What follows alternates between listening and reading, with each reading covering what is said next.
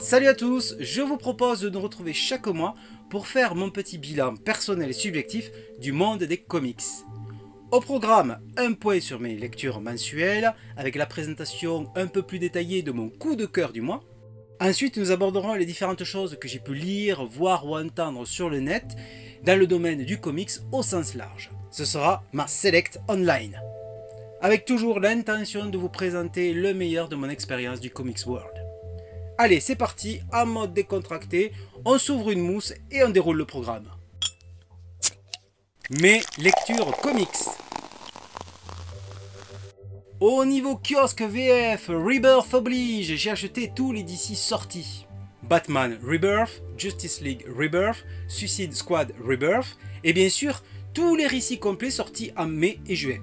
Bref, j'ai lu tous les kiosques urbains depuis la sortie de Rebirth. J'avoue que je suis assez emballé par ce nouveau départ de DC.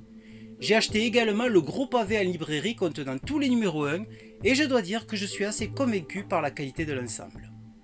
Pour l'instant, c'est Batman qui me fait le plus frétiller. Faire du rodéo sur un avion, c'est un peu too much, mais c'est la grande classe. Chez Marvel, je continue à acheter les kiosques VF X-Men, les Gardiens de la Galaxie, Avengers et Iron Man. Là aussi, ils ont redémarré au numéro 1, soit en juin, soit en juillet.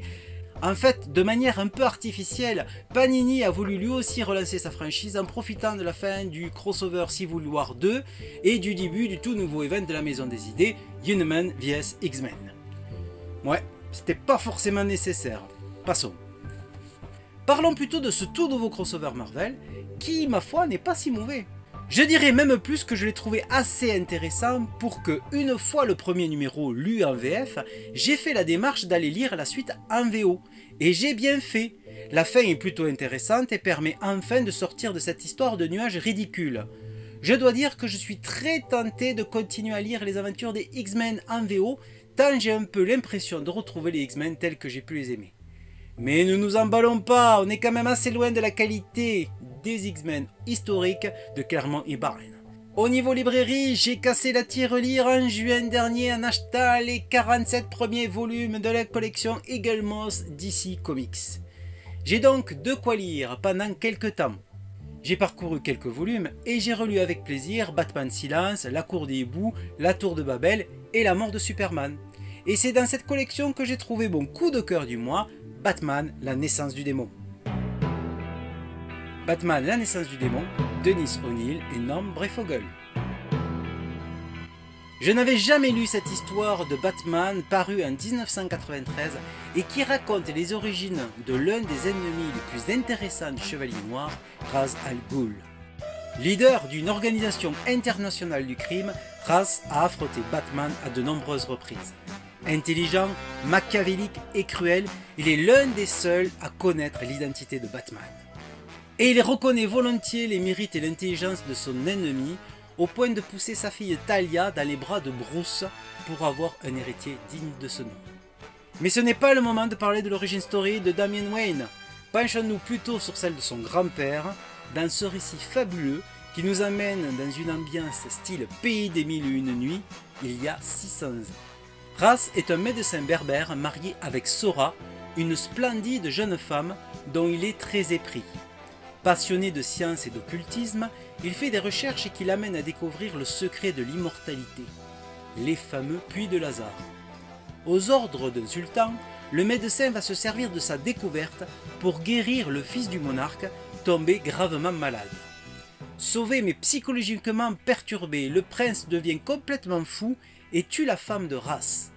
Le sultan, ne voulant pas avouer publiquement la culpabilité de son fils, déclare à la place Ra's coupable du meurtre et le condamne à une lente torture en le plaçant dans une cage avec le cadavre de sa bien-aimée. Le médecin, extrêmement affecté, y gagne son dégoût pour l'humanité et sa soif de vengeance. Parvenant enfin à retrouver sa liberté, il devient un chef de clan sanguinaire qui se fait surnommer la tête du démon. Le scénariste Dennis O'Neil, qui avait créé le personnage de Ra's al Ghul dans les années 70, nous offre une splendide origin story, donnant un personnage un passé tourmenté cohérent, expliquant brillamment l'évolution de Ra's et les motivations profondes de sa future croisade contre l'humanité. Graphiquement, les dessins et la colorisation de Norm Breyfogle sont splendides. Le dessin est old school, certes, mais tellement magnifique. Les visages sont expressifs. Les jeux d'ombre et de lumière permettent de créer une ambiance orientale tout en douceur, puis l'utilisation brusque des oppositions de couleurs permet de basculer dans la violence et l'horreur. Passant sans cesse du présent au passé et du passé au présent, le récit reste pourtant très clair. Dennis O'Neil maîtrise son histoire de bout en bout jusqu'au combat final dantesque entre Batman et Ra's al Ghul. Bref, je vous conseille vraiment de lire ce récit, Batman, la naissance du démon, disponible donc chez Eagle Moss. Vous le trouverez aussi également dans le recueil d'Urban, la saga de Ra's al Ghul, accompagné de 2 autres récits, le fils du démon et la fiancée du démon.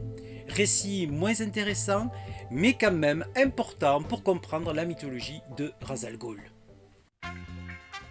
La Select Online. Vous savez, j'aime bien sûr lire des comics, mais j'aime tout autant lire des articles sur les comics. C'est pourquoi je regarde régulièrement sur les réseaux sociaux les journalistes, les blogueurs, les podcasteurs et les vidéastes qui parlent avec talent de notre passion commune. Je ne peux pas malheureusement citer ici tout ce que j'ai pu voir d'intéressant, parce que ça prendrait des heures. Mais voici ma petite sélection personnelle pour ce mois de juillet. Et la transition est toute trouvée puisque j'ai eu l'occasion de parler justement de Batman, la naissance du démon avec les amis de lescomics.fr. En effet, j'ai eu l'honneur d'être invité dans l'émission Le Top des comics qui n'a pas de nom, numéro 4, un concept aussi divertissant que rafraîchissant. Il s'agit de classer des comics selon son ressenti personnel et d'établir un classement à plusieurs, sachant que tout le monde n'a pas le même avis bien sûr. Ce qui occasionne discussions et bagarres amicales avec mauvaise foi permanente. 4 personnes se disputent donc pour bien classer leur coup de cœur personnel, 3 permanents et un invité qui change à chaque émission. Je vous invite à écouter ce podcast si vous voulez connaître l'avis des 3 piliers de l'émission sur Batman, la naissance du démon, à savoir Monsieur Ayanda, Matt One Man Show et Rétrophile. Mais écoutez-le aussi parce qu'il y a un tout nouveau numéro 1 et je suis trop heureux d'avoir contribué à son élection. De manière générale, j'adore cette émission, et je ne dis pas ça parce que j'y ai participé. La prochaine arrive bientôt, avec un nouvel invité, et je vous invite à surveiller sa sortie. C'est toujours un plaisir d'entendre cette bande de joyeuderies que sont lescomics.fr discuter de comics avec passion. Une seule adresse, lescomics.fr. Comic Box. L'arrêt assez brutal de Comic Box, le journal de référence des comics, m'a beaucoup touché au début de cette année. Et je suis très heureux de voir que Xavier Fournier continue de faire vivre le site internet de Comic Box en sortant pas mal d'articles inédits. Particulièrement ce mois-ci en juillet où le grand maître S-Comics nous a régalé de plus d'une vingtaine d'articles. Comic Box nous manque et nous espérons tous qu'un jour ou l'autre il puisse revenir à la vie. Il l'a déjà fait par le passé et on croise les doigts pour qu'il puisse le refaire. En attendant, j'ai une pensée pour tous les contributeurs de ce journal qui nous a accompagnés pendant près de 20 ans. En particulier pour Lise Benkemoun, Bernard Dato et bien sûr Xavier Fournier. J'ai tout simplement envie de leur dire merci. Merci pour le travail remarquable qu'ils ont réalisé. Merci de nous avoir fait découvrir à bon nombre d'entre nous des pans totalement inédits de la culture comics. Merci d'avoir su traiter ce médium de manière si professionnelle et avec tant de talent. Donc les amis, je vous invite à continuer à suivre le site internet de Comic Box et à relayer ces articles sur les réseaux sociaux. D'abord parce que c'est intéressant et puis parce que c'est important. D'ailleurs, Xavier Fournier a écrit un article sur la sortie du film Spider-Man Homecoming. J'ai vu le film et moi aussi j'ai beaucoup aimé. Je ne vais pas trop m'attarder sur le sujet et je vous renvoie au billet de Comic Box qui est très bien fait. Je vous mets le lien dans la description. Brièvement aussi, je veux évoquer l'excellent comic signature numéro 2 des Néophilis Éditions. Typiquement, c'est grâce au net que je peux trouver des petites perles comme cela.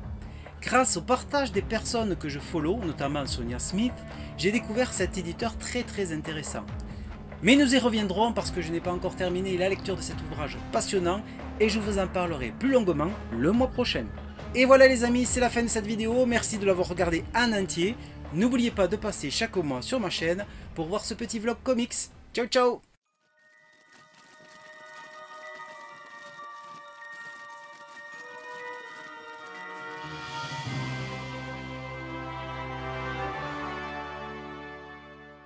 Pistolet à bulles, Florent. Pistolet à bulles, Florent. Ouais, ça marche. Personne ne me reconnaîtra sur YouTube.